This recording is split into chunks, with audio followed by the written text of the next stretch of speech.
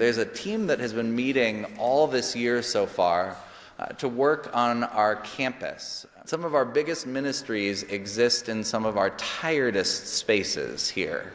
And so we'd invite you to take a look at the master plan.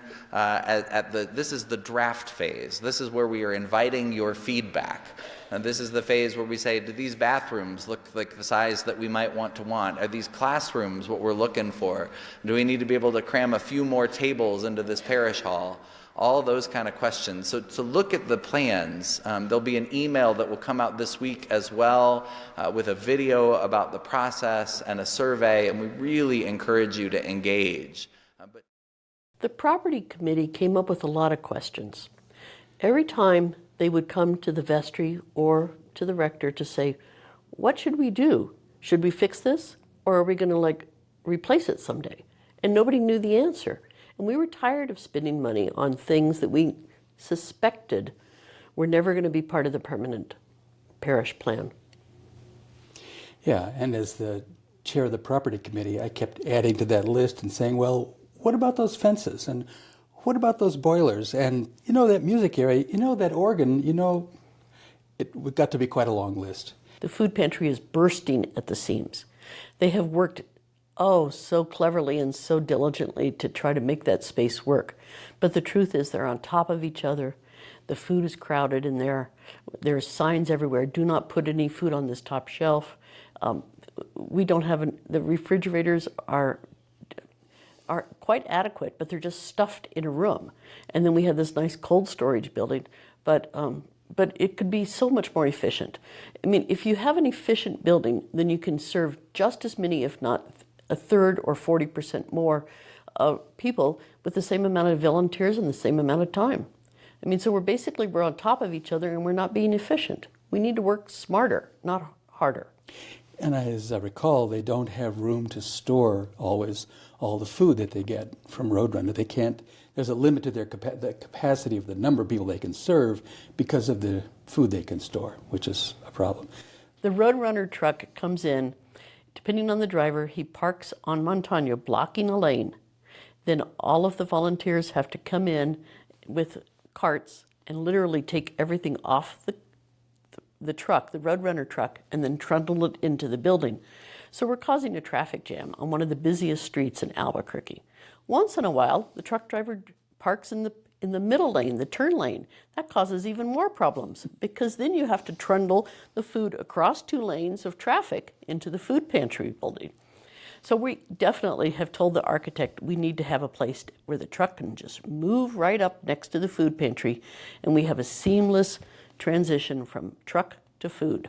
The school, on the other hand, has state code says every classroom needs to have a sink in it. Every classroom needs to be very close to a bathroom because, as we've heard from teachers, taking one child out of the room and going way down the hall to the bathrooms where they are now leaves the other teacher kind of stranded in the classroom.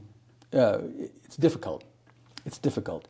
And when kids say, I have to go and I have to go now, and they're all learning about that, you don't have a lot of time to get to the bathroom. So it's they're very interested in having improved spaces over there. There's safety issues along with the school. They need 2 exits out of every classroom. They need to have wider hallways. They need to have more outdoor space. It's an antiquated preschool. It's got an excellent program, but it's hard, just like in the food pantry, it's hard to work with old buildings and out-of-date facilities. Mm-hmm. They would love to be able to take in 1-year-olds. There are many families that come to them that want one place to drop their kids. And if you have kids who are 3 and 4 and 5 and 6 and you have a 1-year-old, then you've got to go 2 different places. I think they would love to also have infant care. That's a bit more of a stretch because of the number of people involved in taking care of infants. But it would really be a full-service facility then. Well, the current kitchen was built as a residential kitchen. So it has the things you would find in a home kitchen, a little electric spiral stove, stovetop, and things like that. It's not suited for It's not really suited for the school. It's certainly not suited for large parish gatherings. It doesn't have the capacity for cooking for a major event. One of the problems is that by code, the school cannot serve a hot lunch. They can't make lunch in the kitchen and serve it, even though, of course, they're quite capable of doing so. But it doesn't meet code. It needs to be a bigger, more functional kitchen. Yeah, that would be another aspect, that would be another service that they could offer if they had a functional kitchen.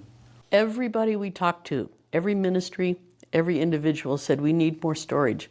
We discovered that people are using garages, their neighbors' garages in some cases, to store things. We learned that our help, the groups such as AA and Al-Anon get a little bit testy sometimes because their coffee pots or their coffee cups have been borrowed by another agency.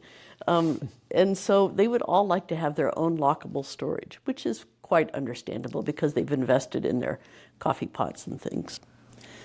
So the pavilion has really no storage. There's one little slot that has been used for putting chairs in or tables in, but it was intended when the building was designed for a partition that would cross the room and allow you to use the pavilion in two spaces.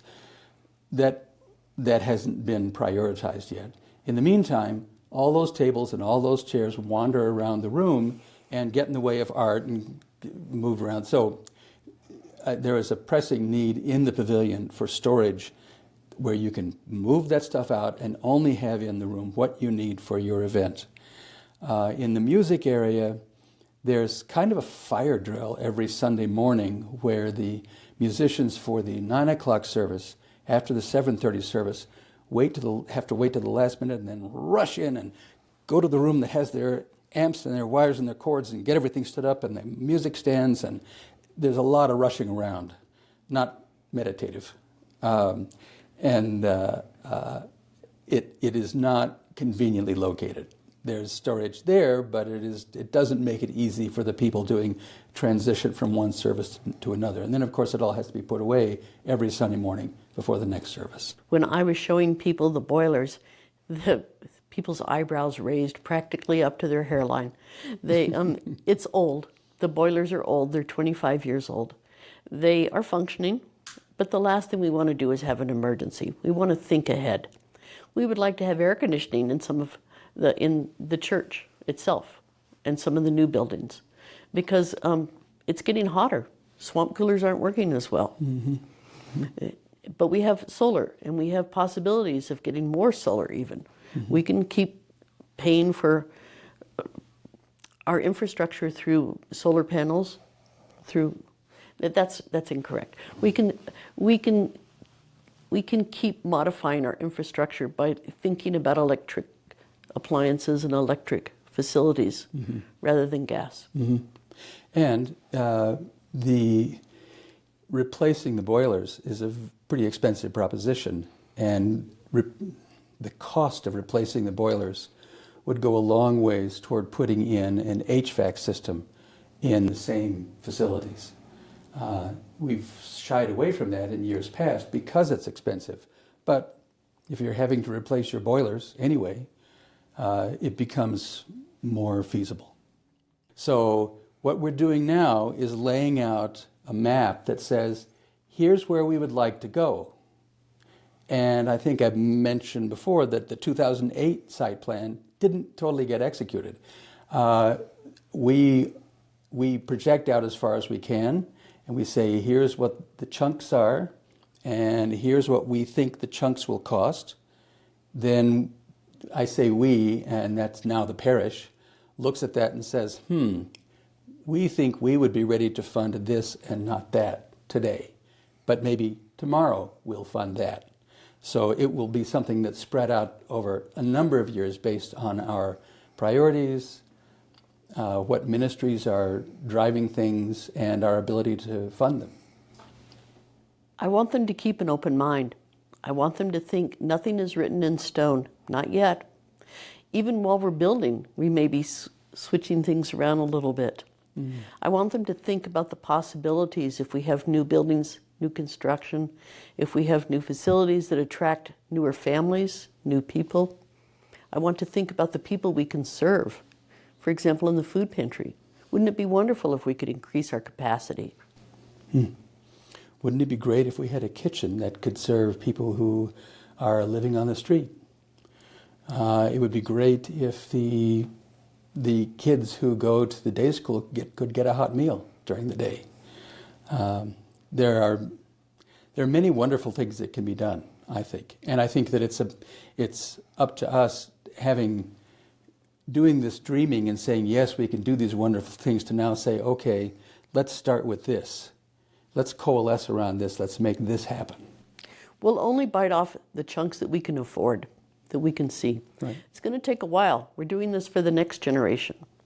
We're trying to make sure that we know where we're going. You have to have a map first before you can get there. Right.